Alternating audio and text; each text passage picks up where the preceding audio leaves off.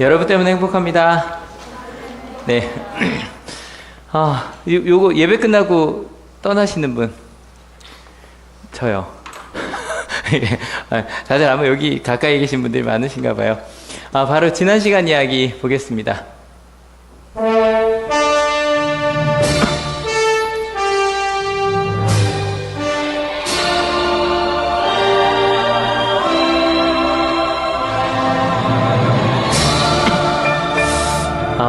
저희가 3주간 회개하여라 라는 제목으로 말씀을 나눴었어요.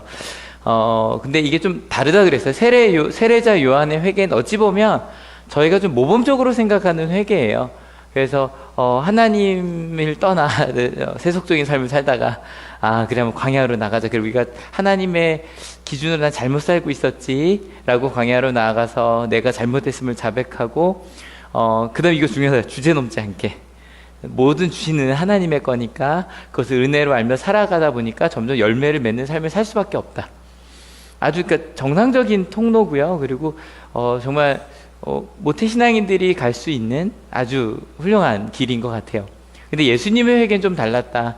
왜냐하면 회당도 겨우 일주일에 한 번, 예배도 겨우겨우 가는 사람들에게 그냥 이것만으로도 난 대단한 일을 한 것 같았는데, 그래서 이 말씀 듣고 나서 그렇게 살까 그러다가 어쩔 수 없지 그러고 살던 사람에게 예수님 직접 찾아오셔서, 일터로 찾아오셔서 나를 따라오라고 이야기를 하셨다. 그래서 실은 제가 그 지난 시간 이야기도 좀 썼지만 세례자 요한한테 정말 많은 사람들이 모였어요. 그리고 좀 그런 말로 좀 뽀대나죠. 왜냐하면 정말 지도자들이 다 와서 막 그 앞에서 일가를 날리고, 요즘 말하면 사이다라 그러잖아요. 막 지금도 만약에 국회의원이나 그런 분들에게 좀 막 그렇게 얘기할 수 있는 분들이 있다면 와 사이다다 이야기할 거거든요. 그럼에도 불구하고 사람들이 왔어요. 그럼에도 불구하고 그 공동체에 같이 있고 싶어서. 반대로 예수님은 실은 뭐 갈릴리 주변 자체가 약간 뭐 어업을 많이 하는 곳이기도 하지만 사람들이 안 왔어요. 그래서 오히려 예수님이 찾아가요. 그래서 그 물질하고 있는 사람들에게, 혹은 금을 걷고 있는 사람들에게 너 나 따를래? 라고 말해서 그 사람들이 왔어요. 어찌 보면 세례 요한의 공동체는 굉장히 순수한 공동체예요. 말씀대로 말 한마디도 조심하고, 그리고 규칙에 따라 굉장히 열심히 잘 살려고 노력하는 사람들의 공동체예요. 아주 믿음 있는 사람들, 광야까지 나올 마음이 있는 사람들의 공동체. 어찌 보면 예수님의 공동체는 반대로 누구나 갈 수 있는 그런 공동체예요. 여러분 한번 여쭤볼게요. 둘 중에 하나 여러분이 공동체 선택할 수 있으세요? 좀 살까? 교회를 선택할 수 있어요. 어느 교회 가고 싶으세요? 세례 요한의 교회? 예수님의 교회? 이게 꼭 예수님이라는 이름이 너무 강해서 그런데 솔직히 여러분 어떤 교회가 더 편하시겠어요?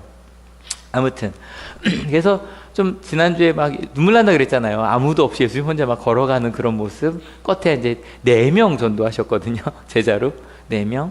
근데 그 다음 이야기가 갑자기 많은 사람들이 모이는 이야기로 넘어가요. 한번 같이 읽어볼까요? 예수께서 온 갈릴리를 두루 다니시면서 그들의 회당에서 가르치며 하늘나라의 복음을 선포하며 백성 가운데서 모든 질병과 아픔을 고쳐주셨다. 예수의 소문이 온 시리아에 퍼졌다. 그리하여 사람들이 갖가지 질병과 고통으로 앓는 모든 환자들과 귀신 들린 사람들과 간질병 환자들과 중풍병 환자들을 예수께로 데리고 왔다. 예수께서는 그들을 고쳐주셨다. 사람들이 오는 것만이 아니라 사람들을 예수님께로 데리고 와서 많은 사람들이 모였어요. 실은 세례자 요한 이야기 나올 때는 예루살렘과 유대 지역에서 왔다고만 했는데 예수님은 더 많은 지역에서 더 읽어볼까요? 그리하여 갈릴리와 데가볼리와 예루살렘과 유대와 요단강 건너편으로부터 많은 무리가 예수를 따라왔다. 세례 요한보다도 더 많은 지역, 심지어 데가볼리는 이방인 지역이거든요. 거기까지. 왜냐면 시리아라면 그 지역 전체를 포함하니까 예수님에게 많은 무리들이 모여들었어요. 여쭤볼게요. 여러분 어느 공동체 가실래요? 양쪽 다 많은 사람들이 모였으니까 요한의 공동체가 더 좋다? 예수님의 공동체가 더 좋다? 조용히 또 손 드는 거 너무 그러니까 오랜만에 오른손 왼쪽 어깨에 잠깐 대시고 1번 요한 1번 예수님 2번 준비 하나 둘 셋 네네네. 그래서, 실은요, 그러니까, 실은 어쩌면 요한의 공동체는요, 근데 여러분 안타까운 게 가고 싶으셔도 못 들어가실 수도 있어요.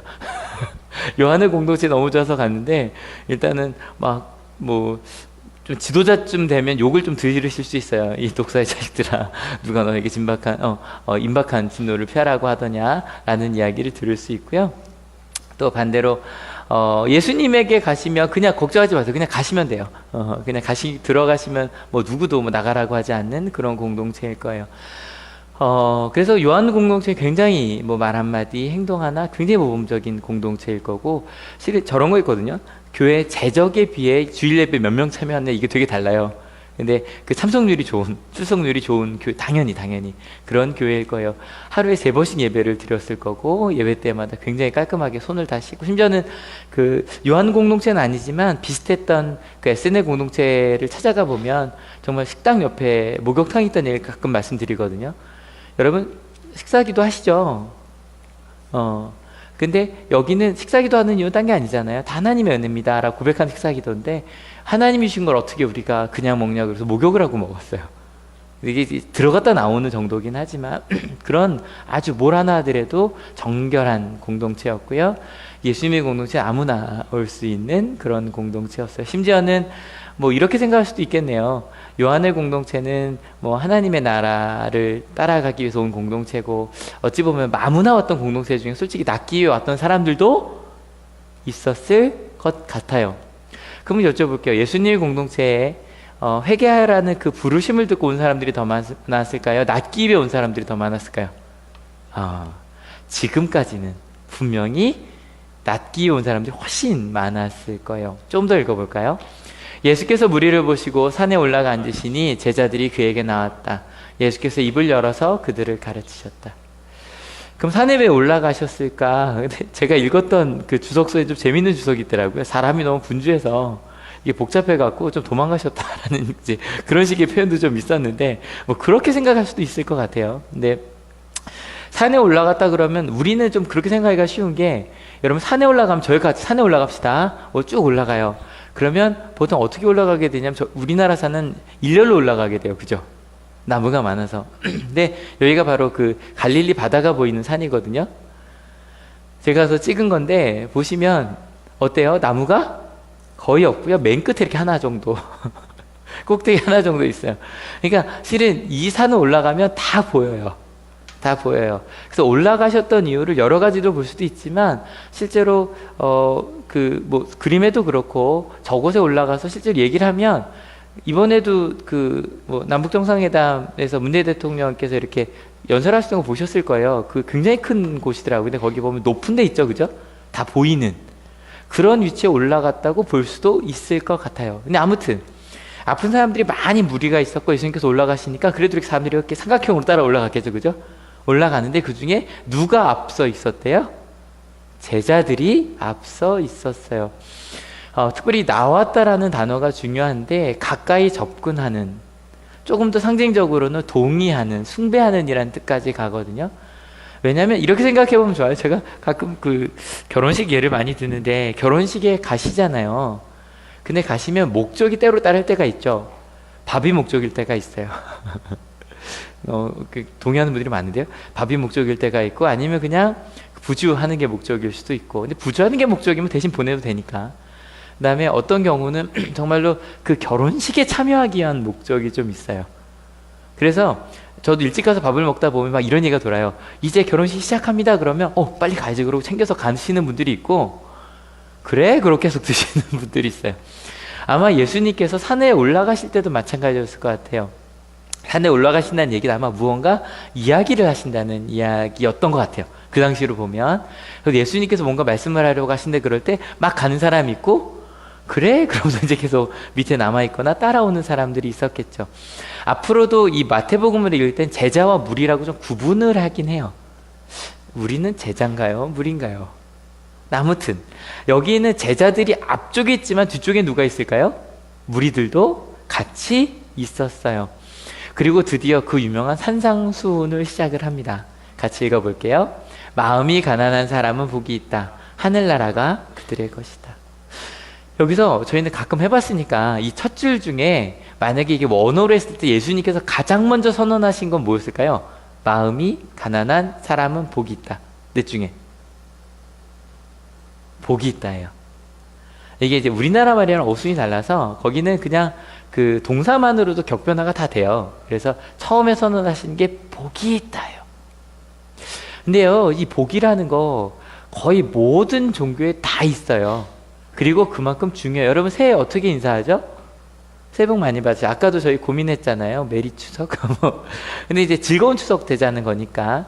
근데 복이라는 거 특별히 중국은 복 이렇게 쓴다고 제가 아마 거의 그 첫 주 주일마다 말씀드린 것 같아요. 복 왜 이렇게 쓴대요? 이래야 복이 떨어지니까 복주머니를 거꾸로 해놓는 거예요. 그래서 복 떨어지라고. 그러니까 이거 조금 과장된 거지만 이렇게 막 복이 떨어지라고 일부러 이렇게 해놓는다고 해요. 그러니까 우리가 복이라고 이야기할 때는 우리가 노력한 만큼 얻는 걸 복이라고 말하지 않는 것 같아요. 그죠? 무언가 우리가 생각한 것보다 좀 큰 복, 그런 걸 복이 있다라고 그래요. 우리 멋있게 한번 헬라어로 한번 읽어볼게요. 시작. 마카리오이라고 오이 마카리오이 이게 오스라고 해서 이게 뭐요? 이게 복수형 이렇게 해서 오이가 되는데, 그러니까 너희에게 복이 있다라고 선언을 하시는 거예요. 사람들이 귀가 좀 반짝 열릴 거예요. 우리가 원하는 게 복이니까. 여러분 혹시 주변에 이런 말 해본 적 있어요? 참 너 복 받았다. 언제 이런 말 써요? 언제 복 받았다는 말 언제 써요? 약간 이런 거죠. 어떤 우리가 생각할 때 조건보다 인풋보다 아웃풋이 클 때예요. 훨씬 큰.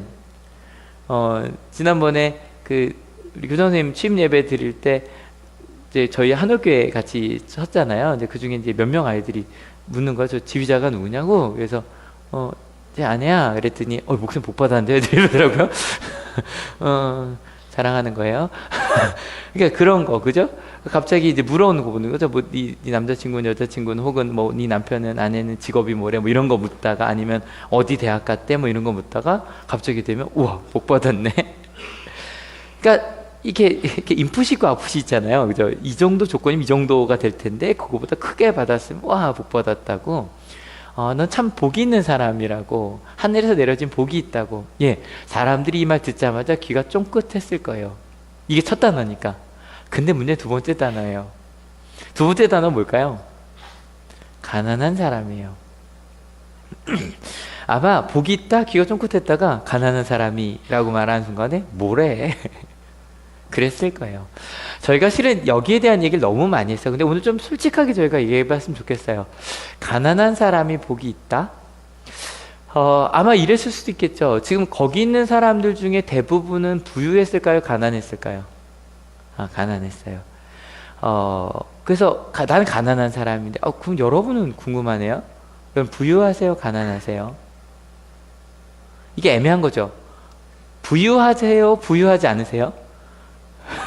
요 대답은 좀 쉽죠. 근데 부유하세요, 가난하세요라면 조금 애매해요. 근데 일단 이 당시 사람들은 다 가난했다고 생각을 했어요.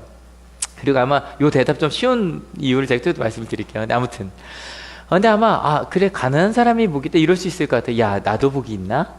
라고 하면서 궁금해졌을 수도 있고, 아니면 난 정말 가난한데, 가난이 어떻게 복이야? 네가 당해봤어? 라고 할 만할 수도 있을 것 같아요. 그래서 저희가 가끔 그래서 이 마음이 가난한 사람이라는 이야기를 그 개역 성경에는 심령이 가난한 자는이라고 돼 있거든요. 그래서 이렇게 번역을 많이 했어요. 심령이 가난하다는 건 실제로 가난한 것을 이야기하는 것이 아니라 마음이 가난한 거고 실제 가난한 건 상관이 없다라고 이야기를 했었는데 아니요. 거의 모든 주석도 동일해요. 거의 모든 성경 해석자들이 마음이 가난하다는 건 마음까지도 가난한 거예요. 그러니까 여기 생각해보면 좋아요. 가난해도 마음은 부유할 수 있죠. 그죠? 근데 가난한데 마음까지도 가난한 게 이거예요. 그 당시 사람들이 이 마음이 가난하다는 이야기를 들을 때는 부유한데 마음은 가난할 수 있다 이게 아니라 마음까지도 가난한 너무너무 절박한 사람들을 표현한다고 들었을 거래요. 이렇게 생각하고 이걸 보면 더 이해가 안 되죠. 어떻게 그게 복이야? 마음까지도 가난한데 그게 어떻게 복이야? 실은 제가 아까 가난하세요라고 물었을 때 대답하기 좀 어려웠잖아요. 아닐 수도 있고. 근데 9월 13일 날 부동산 대책이 하나 발표가 됐어요. 들으시고 나서 여러 가지 관심을 가지시고 보셨을 거예요. 근데 보시고 나니 어때요? 우리랑 관련이 있어요? 없어요? 실은 없어요. 관련이 있는 분이 딱 2%래요. 그러니까 별로 어렵지 않아요. 9억 이상의 집을요, 2채 이상 가지고 계시면 돼요. 어렵지 않죠. 예. 그래서 그러니까 아니면 한 채를 갖고 있어도 한 20억, 30억 정도 되면 한 10만 원 정도 는대요, 세금이. 근데 2채부터 좀 많이 늘어요. 3채는 더 많이 늘고. 실은요, 저희는 별로 상관이 없어요. 일단 여기서 말하는 부유한 사람이랑 우리는 상관이 대부분 없어요. 와, 그거 있었으면 좋겠다, 여러분 중에. 축원합니다. 종부세 내시기를. 왜냐면 가끔 이런 말 하더라고요. 나도 이거 좀 내고 싶다고. 그런 말도 막 댓글 달리는 거예요. 여러분 가운데 종부세 내시는 분이 있으시기를 축원합니다. 농담인 거 아시죠? 아무튼 그랬으면 좋겠네요.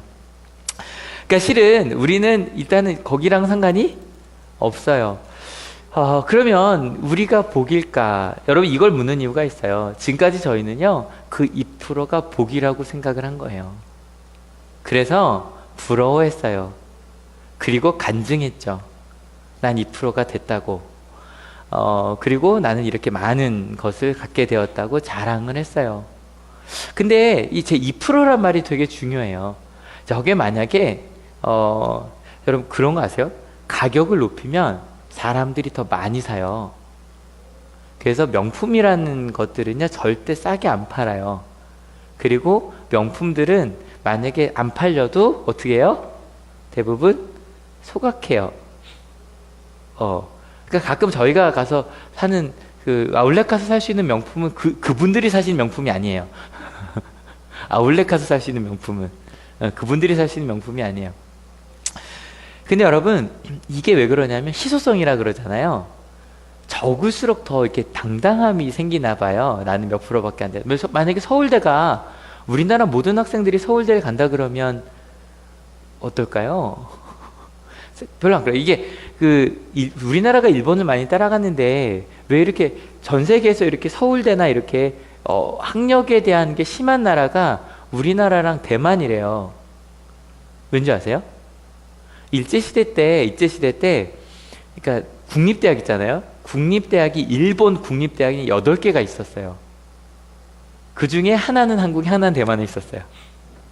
그게 하나는 서울대고 하나는 대만 국립대래요. 이름 제가 잘 모르겠네요. 그래서 일본에는 6개의 국립대가 떨어져 있어요. 그래서 6개가 나름 역할을 하거든요. 근데 우리나라엔 서울대 하나밖에 없었던 거예요. 대만도 마찬가지. 그게 많이 못 가니까. 근데 여러분 아시겠지만 서울대가요, 전국인 대학 중에 정원이 제일 많거든요. 그래도 몇 프로가 안 되니까. 저희는 가끔 이 행복이라고 이야기할 때 행복이라는 우리나라 뜻 자체가 다행행의 복복이에요. 그래서 운이 좋은 거예요. 2%는 좀 운이 좋아야 되는 면이 있잖아요, 그죠? 2%는. 그래서 행복이라는 게 어쩌다 주어지는 복이에요. 실제로 영어로 쓴 해피라는 단어의 어원이 햅인데 그 단어도 럭키란 뜻이래요. 그러니까 2%예요. 심지어는 2%보다 뭐가 더 좋아요? 1%. 뭐가 더 좋아요? 0.1%가 더 좋아요. 그걸 가진 건 우리는 복이 있다라고 얘기를 한 거예요. 근데 성경에서 말하는 아까 그 헬라어가 나왔던 말에, 그러니까 히브리어, 그러니까 저희는 헬라어가 원어라고도 하지만 그 헬라어를 예수님 말씀하지 않으셨어요. 예수님은 히브리어와 좀 비슷한 아람어를 쓰셨거든요. 아람어로 그 단어가 아슈레이라고 하는, 이것도 복수예요. 이 아슈레이라는 단어의 뜻은 항상 아까 그 헬라어로 번역이 됐는데 이런 뜻이래요. 같이 읽어볼게요. 준비 시작. 하나님과 인격적인 교제 안에서 누리는 행복이라는 뜻이래요.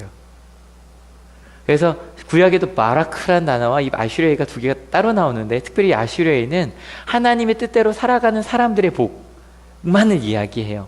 구약에 딱 44번밖에 안 나와요. 조금 더 가자면 하나님의 나라에서 그 뜻대로 사는 사람들이 누리는 행복이에요. 그래서 이 복이 있다라고 말할 때 이거는 2%가 받는 복이 아니라 하나님을 믿는 사람이면 누구나 누릴 수 있는 복이에요. 그래서 이 아슈레이라고 예수님께서 외치셨겠죠. 그럴 때 사람들은 우리가 생각하는 그 2% 좀 다른 걸 느꼈을 거예요. 여러분 만약에 가난한 사람 복이 있다는 말을 세례 요한이 했다면 조금 느낌이 다를 거예요. 세례 요한은 제사장이었거든요. 그래서 이 사람들은 돈이 있었어요. 그런데 포기하고 간 사람들이에요. 근데 여러분 저희는 포기할 게 없잖아요. 그죠? 그냥 마을에 와서 그냥 우리 모두에게 얘기하시는 거예요. 하나님을 믿는 사람들은 누구나 복이 있다라고 외치신 거예요. 여러분 그렇다면 다시 한번 고민해 봅시다. 가난이 복인가? 근데 이게 구약을 알던 사람들에겐 이렇게 들렸대요. 가난이 복인가? 우리 하나님의 나라를 한번 생각해 봅시다. 저희 요즘 손으로 쓰는 거 묵상 신명기 하고 있잖아요. 신명기에서 가장 중요한 부분이 십계명이란 말이에요. 십계명의 1계명이 이거죠. 같이 읽어볼게요. 준비 시작. 너희는 내 앞에서 다른 신들을 섬기지 못한다. 그래서 이거 루터가 내가 전적으로 믿고 신뢰하는 게 신이라고 이야기했거든요. 그러면 가난이란 없는 건 맞아요. 근데 뭐가 없는 걸까요? 하나님 외에 의지하는 것이 없는 것이 가난이에요. 이건 이렇게 생각해 보면 좋아요. 여러분 가난해요. 의지할 게 없죠. 가난해요. 고3이 됐는데 내가 나중에 대학을 가더라도 내가 대출 받아야 돼요.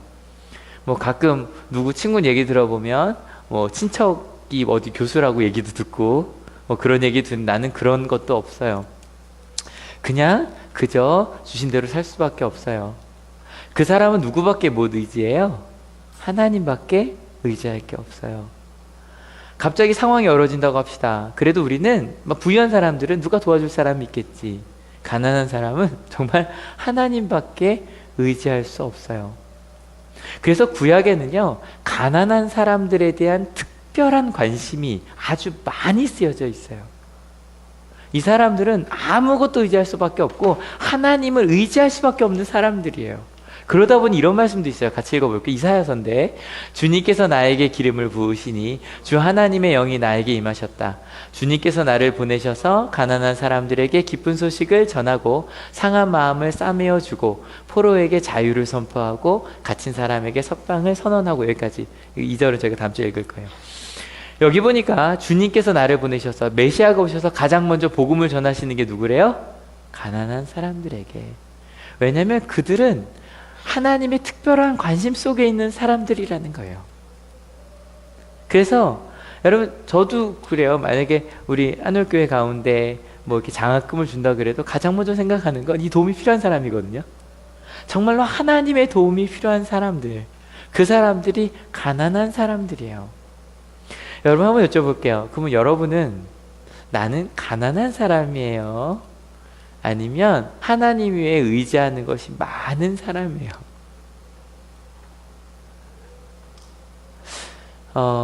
한번 고민해 봅시다. 근데 여러분 이게 잘못 들릴까봐 오해가 되네요. 목사님 다 가난해지라는 건가요? 조금만 더 들어주세요. 한 번만 더 물어볼게요. 여러 번 나왔으니까 여러분 요한의 공동체로 가실래요? 예수님 공동체로 가실래요? 다시 여러분 어느 쪽에 가야 환영받으실 것 같아요? 근데 여기서 저희가 오해하는 게 하나 있었어요. 요한은 어떤 자격시험도 치르고 예수님 오기만 하면 되지 않냐 이렇게 이야기를 했고, 심지어 여기는 하늘나라를 위해 가는 거고 여긴 낫기 위해 간다고 얘기했잖아요. 근데 아니, 좀 틀려요. 여러분 요한의 공동체는 어떤 사람들이 왜 갔을까요? 왜 제사장 정도 되는 사람들이 이곳에 왜 갔을까요? 실은요, 그곳에 간 사람들은요, 내 삶에 문제가 있다는 걸 알아요. 돈도 좀 있고 자격도 있고 그리고 지식도 많은데 내가 하나님의 뜻대로 제대로 살고 있다 살고 있지 못하다는 걸 알아요. 여러분 실은요, 양쪽 다 똑같아요. 요한의 공동체로 가든 예수님의 공동체로 가든 목적은 다 내 삶의 문제 때문이에요. 좀 다르죠. 문제가 어떤 사람에게는 저희 지지난주에 예수님의 시험 얘기하면서 네가 하나님의 사랑받는 아들이라면 배고프면 안 되지, 사랑받는 아들이라면 넘어지면 떨어지면 안 되지, 넌 영광받아야 되지. 어느 쪽의 문제든, 그죠? 어떤 사람은 배고픔의 문제일 거고, 어떤 사람은 내가 살다가 내가 실수한 것의 문제일 거고, 어떤 사람은 내가 뭔가 실패하고 있는 것에 대한 문제이겠죠. 그게 무엇이든지 우린 다 삶의 문제 때문에 예수님을 찾아가요.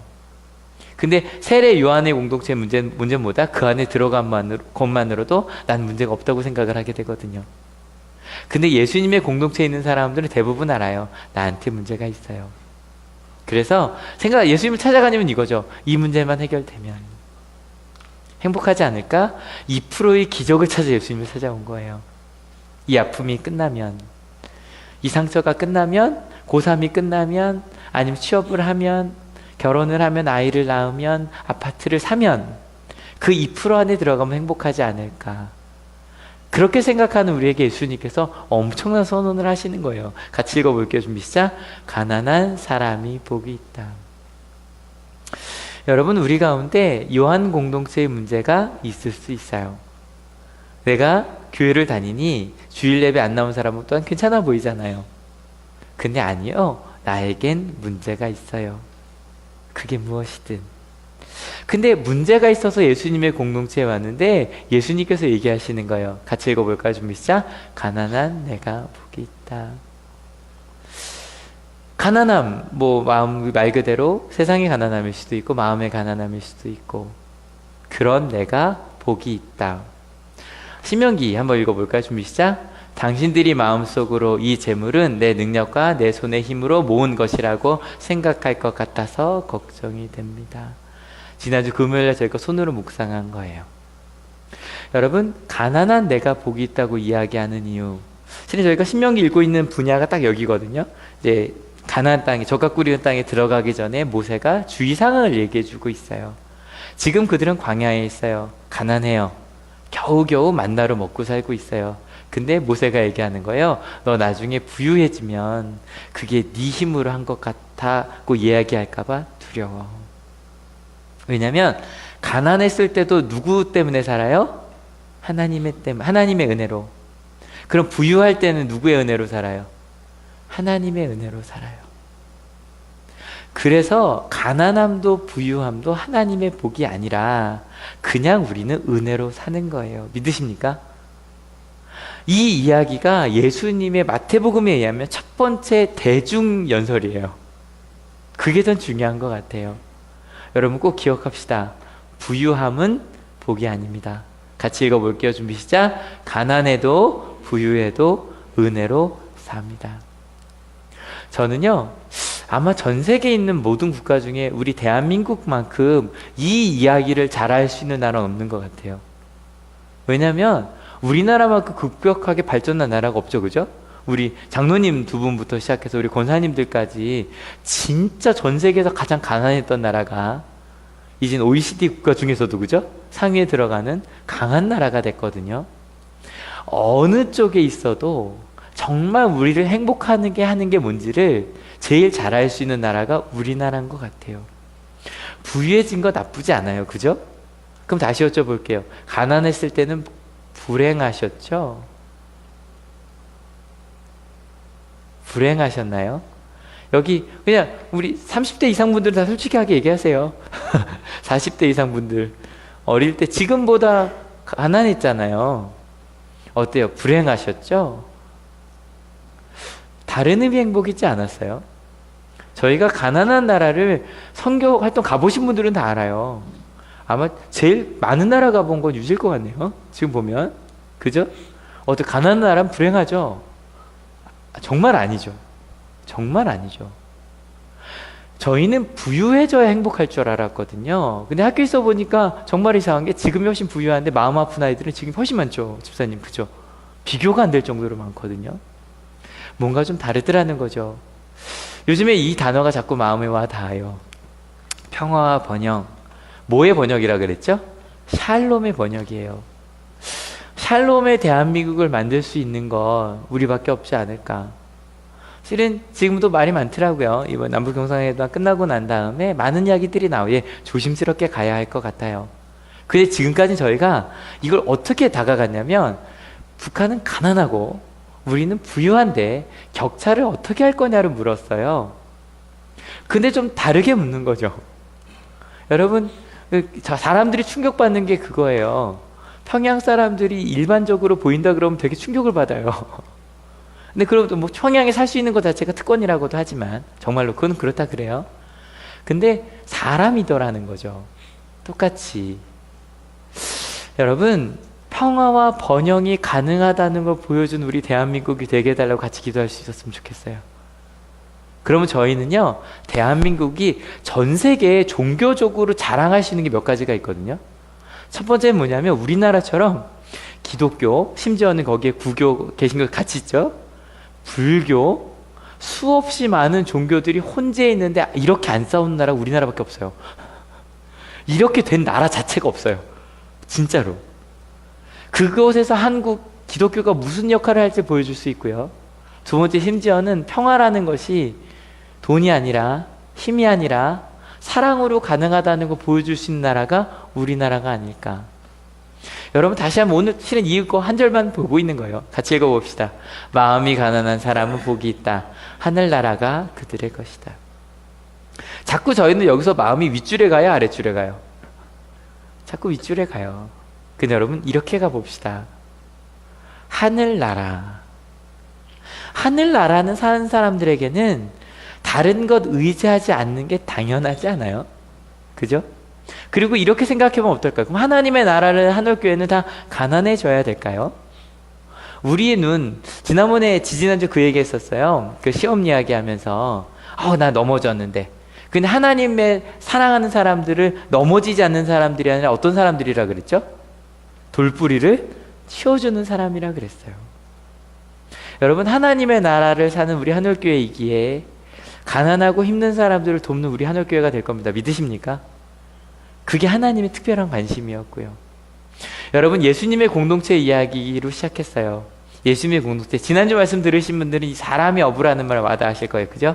사람의 어부. 내 가족만의 부모가 아니라 사람의 어부. 사람의 항해자가 되는 것. 원래 목적대로 살아가는 거예요. 명절이에요. 우리 집사님 기도하셨던 것처럼 명절이라 그러면 우리가 생각하는 것이 있어요. 가족끼리 모이기도 하고, 근데 가족끼리 모일 수 없기도 하고, 또 아프기도 해요. 우리 현아 위해서 많이 기도해주고 계시죠? 너무 감사했던 건 현아한테 그 성분 헌혈이 좀 필요했어요. 그래서 말씀을 드렸는데, 공유를 했는데 다 된 거죠? 숫자 다 찬 거죠? 너무 감사해요. 그게 몇 시간 안에 정말 누군지도 모르는 분들, 또 우리 청년들도 그래서 플러스로 더 해주겠다고 너무 감사하더라고요. 아파서 같이 할 수 없는 이들도 지금 너무 많아요. 특별히 우리 하늘 가족들이 같이 기도해야 되는 이들이 많잖아요. 근데 여러분, 이 명절 때 혼자 계시든 아니면 가족과 함께 있든 오늘 말씀을 꼭 기억합시다. 사람의 가족이 되어주세요. 실은 명절 모이면 제일 상처받는 말이 어떤 말들인지 아시죠? 명절 어떤 말들이에요? 몇 등이나 하니? 결혼 언제 하니? 아이는 언제 낳니? 직장은 잘 되니? 궁금해서겠죠. 근데 여러분, 그걸 묻는 순간에 저희는 그런 생각하는 거예요. 우리 가족이 잘 되면 좋죠. 그런데 때로 그 물으면 안 되는 질문인 거 아시죠? 물으면 안 되는 질문이에요, 여러분. 가족이어도 물으면 안 돼요. 가족이어도. 그러니까 가만히 계시면 내가 묻지 않아도 자랑할 건 다 해요, 알아서. 그러니까 그 자랑할 거 그냥 알아서 들으세요. 아유, 저 자랑을 축하해 주세요. 자랑하지 않으면 묻지 마세요. 무슨 말인지 아시죠? 그리고 나서 이러면 어떨까요? 같이 모여서 사람의 부모 뭐예요? 우리 아이만이 아니라 우리 모이면 또 어떤 얘기 많이 해요? 친척도 있고 잘못됐다는 얘기도 또 많이 하죠, 그죠? 상대적으로 좀 풍요로움을 느끼게 되나요? 근데 사람의 부모는 그런 말 하면 안 돼요. 그리고 나서 같이 축복해 줘야죠. 그리고 옆에 있는 만나는 사람들도 마찬가지. 그래서 이번 명절 동안 저희 한올교회 가족들은 다 이걸 느꼈으면 좋겠어요. 같이 읽어볼게요. 좀 시작. 부유함은 복이 아니다. 부유함이 복이 아니라 그럼 뭐가 복일까? 하나님 나라의 복을 나누는. 어떤 걸까요? 이런 거 가능해요? 여러분, 가족끼리 모여서 나 이번 반년 동안 이런 말씀이 너무 좋았어. 나 반년 동안 이런 은혜 받았어. 나 살아가는데 지금 어렵고 힘든데 하나님께서 이렇게 나 위로하시더라. 그 말씀 나누고 위로함 나누고. 아마 혹시 믿지 않는 분들이 있다면 이해가 안 되겠죠. 근데 그래도 어렵고 힘든데 하나님 때문에 행복해요 라고 말씀하시고, 근데 이런 건 힘드니까 좀 도와주세요 라고 말씀하시고, 그 하나님 나라의 복을 나눌 수 있다면 명절이 돼도 만나기, 이런 표정으로 만날 수 있는 저희가 될 수 있지 않을까. 실은 원래는 세 번째 복까지 갈 생각이었는데 가다 보니까 첫 번째 복에 좀 꽂혔어요. 그래서 오늘은 여기까지.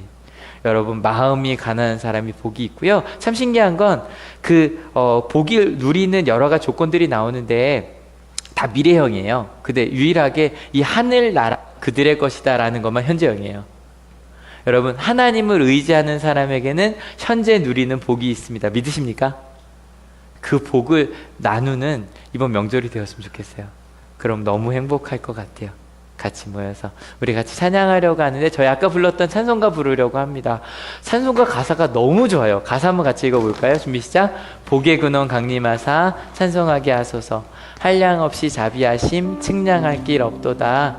그 다음에 2절, 주의 크신 도움받아 이때까지 왔으니 이와 같이 천국에도 이르기를 바라네. 내일 아침에 혹시 예배 드릴 수 있는 가족들은 부르고 싶으신 찬양 같이 부르시고, 부모님이든 누구든 가장 내가 은혜 받은 이번 한 학기에, 이번 1년 동안 말씀 나누시고 이 얘기해 주세요. 하나님의 은혜였다고. 내가 힘들고 어려웠지만, 저는 저희 어머니 아버지로부터 들은 이야기 중에 가장 은혜가 됐던 것들이 힘들 때 받았던 은혜 나누시는 게 제일 좋았어요. 마음이 어렵고 힘들었는데 그때 이런 말씀을 들었고 내가 이런 마음으로 살 수 있었어. 지난주에 말씀드렸죠? 갑자기 기적처럼 2% 이야기 하지 마세요. 그럼 좀 오해하게 돼요. 2% 이야기는 나중에 다 그 과정을 다 얘기해 주셔야 돼요. 과정이 참 많이 있잖아요. 3절도 한번 같이 읽어볼까요? 주의 크신 은혜 받고 일생 빚진 자 되네. 주의 은혜 사들대사 나를 주께 매소서. 우리 마음은 연약하여 범죄하기 쉬우니 하나님이 받으시고 천국인을 치소서. 실은 신명기를 나누면서 마음속에 모세가 참 두렵구나라는 생각이 들어요.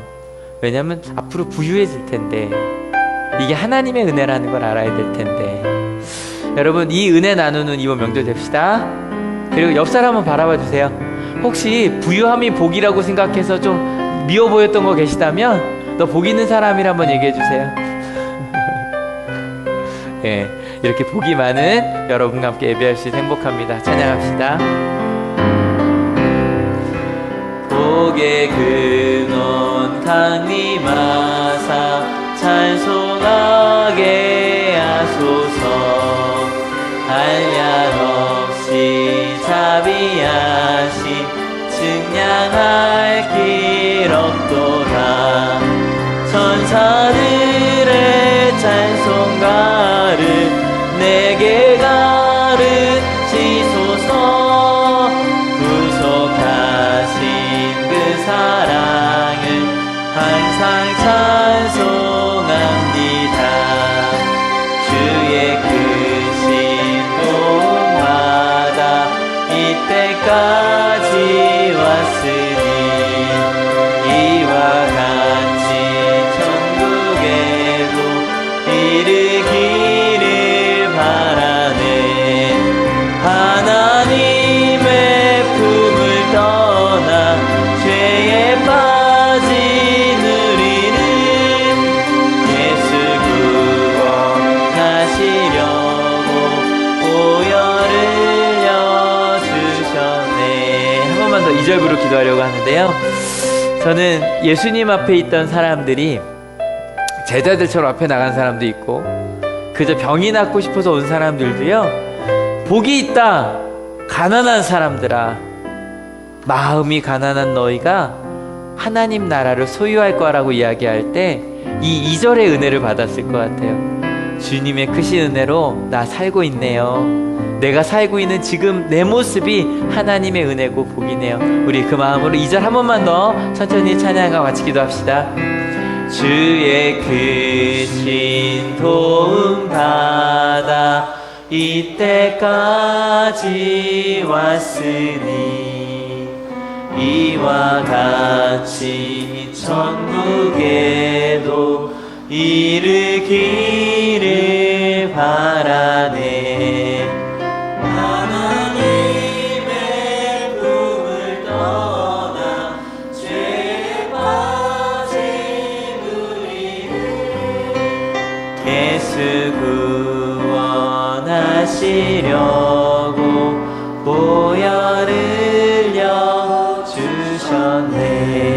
여러분 같이 기도하실 때 가난이 복입니다. 다른 말로 하면 지금 내가 복 있는 사람이고요, 세상이 따라가려고 하는 그 부유함이 복이 아니라 가난할 때도 부유할 때도 하나님의 은혜로 사는 것이 복입니다. 믿으십니까? 이 시간 내가 복 있는 사람임을 알게 하심을 감사드리는 같이 고백하시고, 특별히 이 명절 그 복을 나누는 명절 되겠노라고 같이 결단하며 기도합시다. 하나님, 하나님께서 주신 복, 하나님과 함께 할 수 있는 것이 복입니다. 가난하여도 행복할 수 있고요, 부유하여도 하나님 것을 나눌 수 있고요, 그것이 복입니다.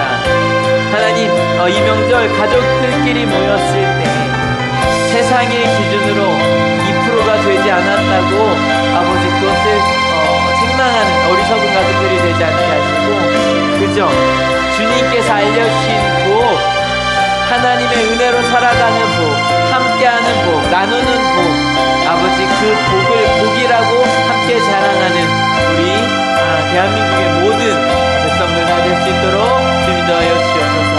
그 하나님의 복이 우리 하늘교회 가운데 함께하여 주셔서 아버지 하늘교회 자란 모든 이들에게도 그 복 나누며 누리게 하여 주셨습니다.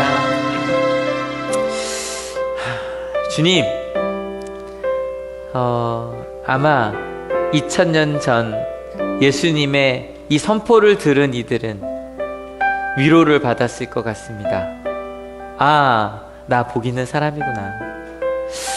근데 지금 2000년 후에 저희는 2%만 복이 있다고 얘기하네요. 참 어리석게 살아가네요. 소수가 되어야만 복이 있고 특별한 사람이라고 이야기하네요. 예수님의 관심은 다른 데 있으셨는데, 주님 이제 저희가 복 있는 사람임을 알았으니 복 있는 사람으로 살려고 합니다. 평화와 번영의 복, 낮아짐의 복, 나눔의 복, 함께함의 복, 그 복 누리는 우리 한올교회 되게 하여 주실 것을 믿습니다. 특별히 명절입니다. 가족들을 찾아가고 또 찾아와 있습니다. 근데 때로는 같이 만날 수 없는 가족들도 있네요.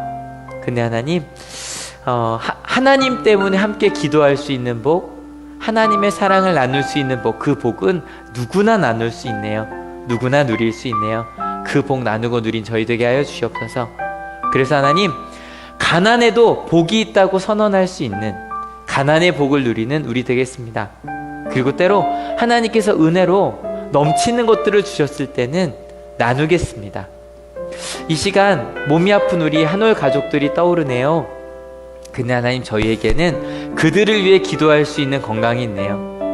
그들이 무릎 꿇을 수 없을 때 우리가 대신 무릎 꿇고 간절히 눈물 흘리며 기도할 수 있는 건강과 사랑의 마음이 있네요. 하나님, 그것을 나누겠습니다. 이 명절 많은 친척들을 만났을 때도요, 그 전혀 다른 복을 나누겠습니다. 하나님 때문에 누린 복, 나눔의 복, 함께함의 복, 그것을 자랑하고 기뻐하겠습니다. 그리고 이야기하고 혹시 아픈 이들이 있다면 그들을 찾아가겠습니다. 그러한 정말 행복한 이 명절이 되게 하실 것을 믿습니다. 특별히 이번 주 또 많은 일들이 있겠네요. 문재인 대통령님께서 유엔으로 가셔서 이야기할 많은 이야기들, 조심스럽게 가야 한다고 합니다. 조심스럽게 가겠습니다.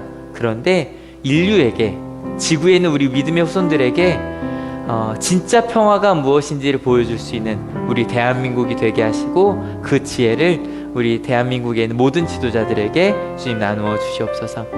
하나님, 그렇게 가난한 자가 누릴 수 있는 그 복, 하나님의 나라의 복을 감사하며 자랑하겠다고 결단하는 하나님의 귀한 자녀들 머리 위에 예수 그리스도의 사랑과 하나님의 은혜와 성령 하나님의 인도하심이 지금으로부터 영원토록 함께하옵시기를 간절히 축원하옵나이다. 아멘. 네, 하나님께 감사의 박수 같이 드립니다. 아멘.